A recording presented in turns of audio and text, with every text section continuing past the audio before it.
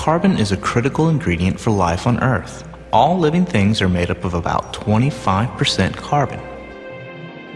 The carbon atom is unique because it can bind to other carbon atoms to form long chains and rings. And these in turn serve as the backbone of complex molecules that make life possible. The nucleus of a typical carbon atom has 6 protons and 6 neutrons. But about 1 carbon atom out of every 100 has 1 extra neutron. This has very little effect on the properties of the carbon other than making it slightly heavier. Chemically, it acts just like any other carbon atom. It is called carbon-13.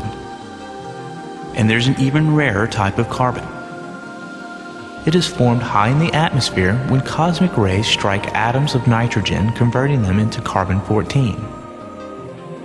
Carbon-14 is also chemically identical to regular carbon. But the nucleus of carbon-14 is unstable. After some amount of time, which could range from a few days to many thousands of years, carbon-14 decays back into nitrogen.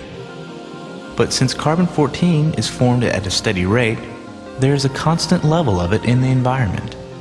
Out of every trillion carbon atoms in your body, only 1 dozen of them are carbon-14. As long as an organism is alive and eating, it maintains a constant ratio of carbon-14 to regular carbon. But once the organism dies, the amount of carbon-14 in the body begins to decrease. After 5,000 years, about half of the original number of carbon-14 atoms will have decayed. Using this fact, scientists can tell how long ago an organism died.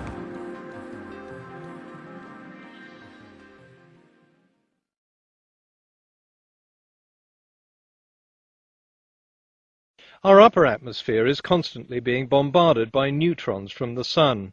When one of them hits a nitrogen atom in the air, it knocks off a proton, changing the atom from nitrogen into carbon. But this is a heavy and unstable form of carbon called carbon-14, or C14. The normal form of carbon is C12. In the atmosphere, C14 combines with oxygen to make carbon dioxide, which is then absorbed by plants and into the bodies of animals that eat the plants.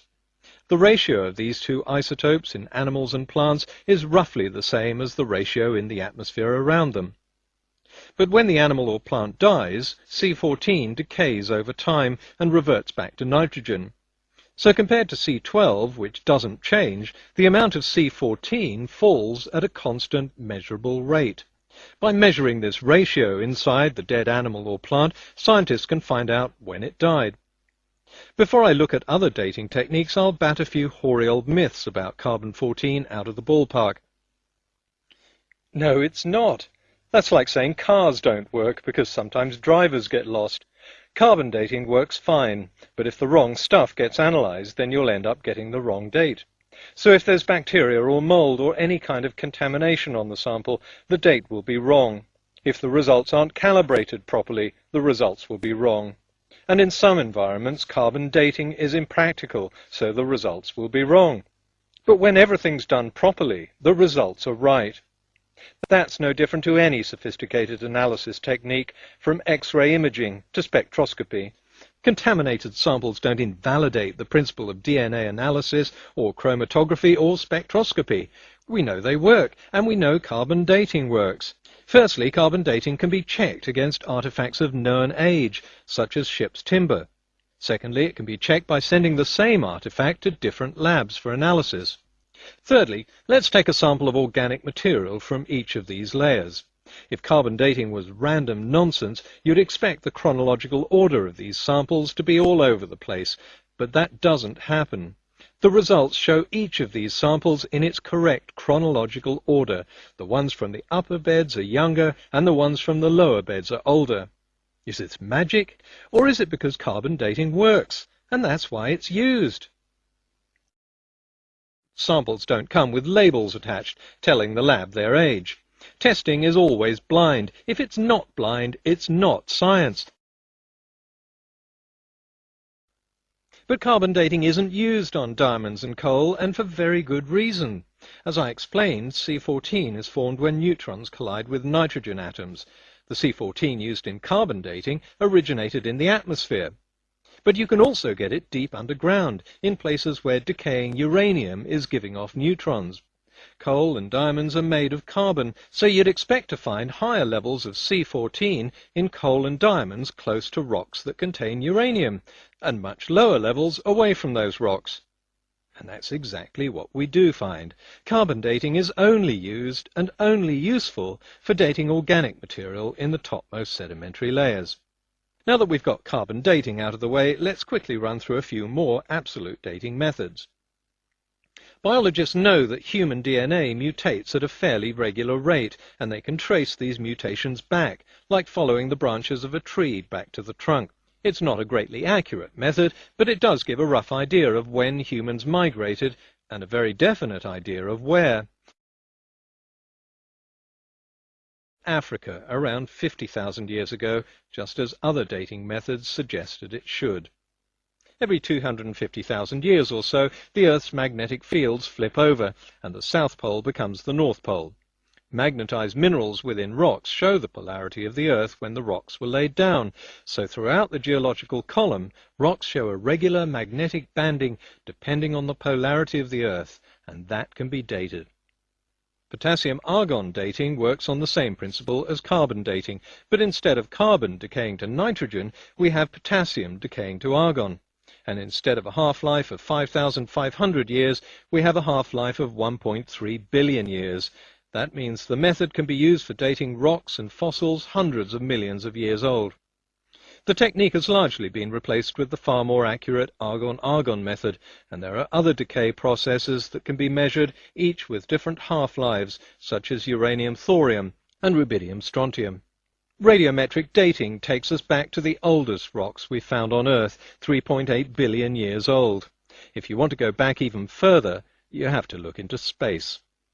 My video, The History of the Universe Made Easy, explains how we can calculate the age of stars and galaxies, so I won't repeat that here. Just take a look at the video.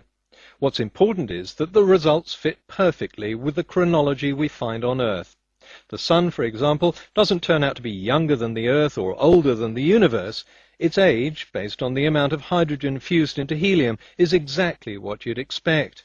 And as with dating methods devised for rocks on Earth, the method for measuring the age of stars and galaxies is devised first and tested afterwards. There's no way of knowing in advance what age these tests will show, but every time the age confirms the known chronology of our world. There's thermoluminescence that can measure the number of trapped electrons on the surface of volcanic rock. The speed that continents are drifting can be measured today, so their position millions of years ago can be calculated. It matches perfectly with the geological chronology we've already worked out. Climatic banding in sedimentary rocks can be measured, caused by a wobble in the Earth's motion every 12,000 years. I could go on, but there's no time here to list every dating method, let alone spell out the details of how they work. The important thing is that they do work, and attempts to show that they don't have all been spectacular failures. I've heard quite a few urban myths about these dating methods. Here are a few you may have heard. Yes, this really did happen. Because of the rate of radioactive decay, which is very slow, this method can't be used on rocks less than 100,000 years old. That's very young in geological terms, so most volcanic rocks can be dated using this method, and it works very well. But subjecting a sample of new rock to this dating method is rather like weighing an elephant on the kitchen scales. Any result you get is going to be garbage. Actually, the best way to date young volcanic rock samples is thermoluminescence. Obviously, if you want an inaccurate result, well then choose the wrong test, and that's just what you're going to get. This urban myth comes from a bogus test that was performed in 1990 on 4 fossilized dinosaur bones. The bones came from a museum and were heavily coated in preservative resin. Hugh Miller, who commissioned these tests, was told by the testing laboratory in Arizona that there was no carbon in the bones, so they couldn't be carbon dated. Now that's one of the most basic principles of carbon dating.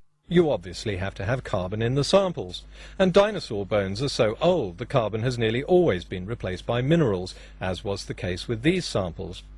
The laboratory warned Miller that carbon in the preservative resin would be measured, not the dinosaur fossil, which of course has no carbon in it. But Miller wanted to do the test anyway, I guess so he could pretend he had 20,000-year-old dinosaur bones, and he got the result he wanted.